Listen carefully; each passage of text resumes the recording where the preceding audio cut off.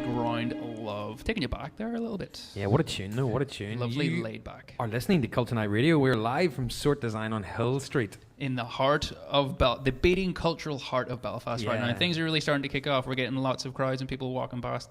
So it seems like Culture Night is in full swing. We hope you're having a good time so far and that you've got good plans for the rest of the evening. Get yourself immersed in all the creative arts and people and whatnot we have in this wonderful city. We're joined by a very special guest now, a guy called Andrew Malloy. I guess introduce yourself. Yes, hello. I'm Andrew Malloy. I'm an architect, PhD student, turned filmmaker, and I'm showing my film as part of Culture Night. So. Okay, cool. Well, we have a little clip from your film that we're going to play right now, and then we'll come back and have a chat with you just after that. Is that okay? Okay, that's great.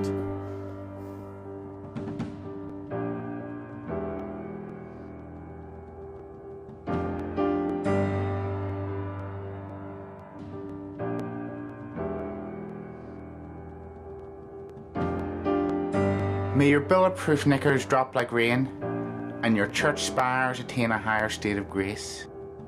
My lily of the valley, the time is at hand for me to ring your bells and uproot your cellulose stem. I bought hardware, software and binoculars to trace your ways of taking the eyes from the head.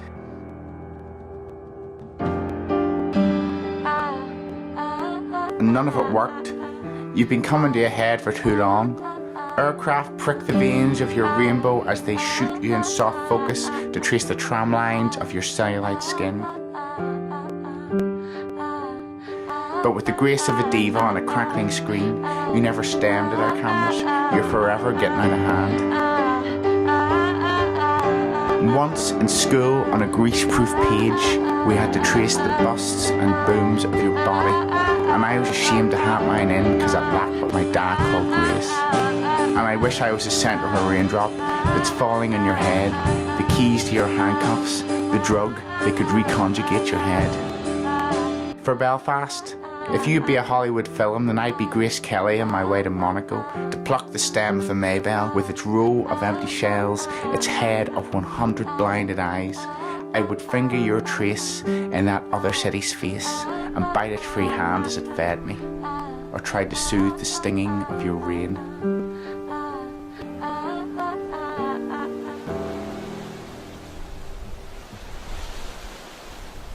That was a clip from a film by Andrew Malloy called Myths of Belfast, I guess? Yes, it was indeed. The film is called Myths of Belfast, and it explores the architectural and urban identity of Belfast and finds that it doesn't have one. Why doesn't Belfast have an urban and architectural identity? Well, I think it's a bit of a bold statement to make, but I think it's the idea that everyone seems to have a clear idea of what Belfast is, and people have a lot of arguments about it. And when you really boil it down and look at it, they're all very logical and well thought out, and they're all right, but they're all wrong at the same time. So, it's very complicated to pin it down more than the fact it doesn't have one. So, if it doesn't have an urban identity or an architectural identity, what do you think it has instead? Right. Well, I think what it has is a series of overlapping identities. You know, you've got the Victorian city, the Edwardian city, then you have the Troubles city, and you have the motorway city, and then you have the contemporary city, and they all sit beside each other and overlay over each other, and kind of fight with each other, and sometimes get along and sometimes don't. And you know, the film itself starts to explore these contradictions and lays them side by side and tries to challenge some of them.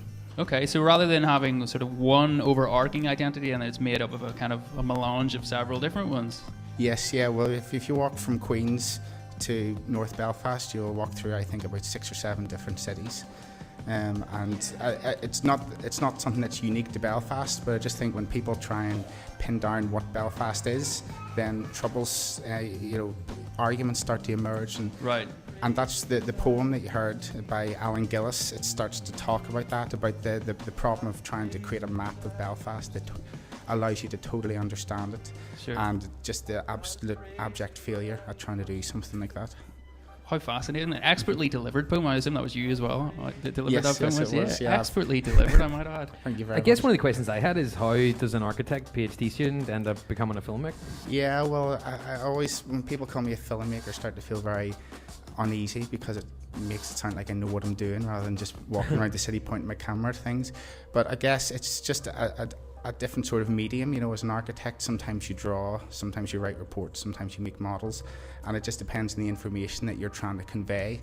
And I was just really, at the start of my PhD, I didn't think I would make a film, but It was just the information started to overwhelm me, and it wasn't enough just to write about it. I thought I need to take this up a level, and that's when I started playing about with film. And have you found that your mindset as an architecture student has informed how you approach making a film? Yes, definitely. It definitely feels like I've designed parts that fit together, which I think is different from how other people make films. You know, they have a beginning, a middle, and an end, whereas I seem to have 4 or 5 different bits that can be disconnected, and then I've connected together. So I see. So you've spoken to a whole range of people for your film. Tell us a little bit about who you spoke to and what kind of messages you got from them. Yeah, well, I tried to talk to as many people with contradicting opinions as possible. So I talked to community activists in Sailortown. Sailortown was an area of the city that was totally destroyed by the motorways. It's gone now. Some people might not even know about that, right? Yes, but now it's around the Clarendon Dock and that sort of thing. Now it's like a commercial estate, but it used to be a very vibrant area. I also talked to retired architects, Barry Todd and Joe Fitzgerald, who are quite well-known architects. I talked to current architects, Kieran Mackle and Declan Hill from Forum for Alternative Belfast, and I talked to planners and I talked to housing experts, and they all have entirely different concepts of what Belfast is, and it was laying these out. Yeah, I was going to say, it must have been really interesting to get a contrast between former architects that might have worked in the city and architects that work here now, right? Yes, definitely was, and especially I talking about a conservationist called Charles Brett, and then I was talking to modernist architects who they don't hate conservationism, but they think it's quite narrow-minded. So I was talking to friends of Charles Brett, and then I was talking to modernist architects who fundamentally disagreed on how Charles Brett affected the city, and I found that very interesting. So these are just some of the things that you explore in your film. Yes. Which we should mention is being aired between 7 p.m. and 8 p.m. tonight in the University of Ulster. So as much as Culture Night is about immersing yourself in the sort of artistic and cultural skills and people that we have in this city, it's also a chance to learn a little bit more about the city that you live in. And I think Myths of Belfast, this film being exhibited, is one way of perhaps learning a little bit about your city that you may not have known about before. Exactly. So I recommend getting down to see that. That's 7 p.m. in University of Ulster? 7 p.m, that's correct. And the film's about 40 minutes long? About 40 minutes long, yes. Cool. So will it start at 7 or just after? It'll probably start just after 7. There'll be a bit of changeover and setup, maybe 5 minutes. Cool. So. Andrew, thank you so much for coming down to join us on Culture Night Radio here. Thanks for having me. I really appreciate it. Thank Cheers. you. Coming up in about 10 minutes, we got Chris Jones with some wonderfully creative people to have a debate on air, but now some music.